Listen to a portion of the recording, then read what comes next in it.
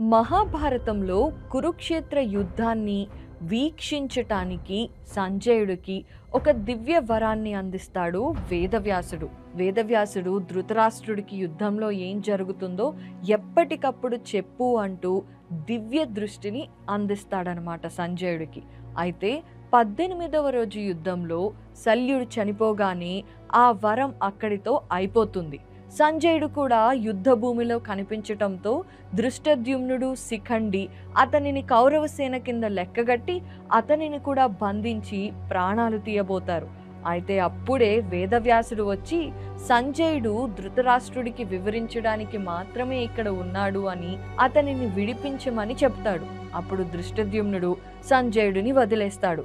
అప్పుడు సంజయుడు వెళ్ళి ఆ 18వ రోజు యుద్ధం గురించి, దుర్యోధనుడు పారిపోయి ఎక్కడ దాక్కున్నాడు అనే విషయం గురించి ధృతరాష్ట్రుడికి చెబుతాడనమాట. అంటే ఎప్పుడైతే యుద్ధం అంతమవుతుందో అప్పుడు ఆ వరం పోతుంది అని. ఎప్పుడైతే దుర్యోధనుడు పారిపోయాడో అప్పుడే ఆ యుద్ధం పూర్తయిపోయినట్టు సంజయుడి ప్రకటన మనకు తెలుస్తుంది.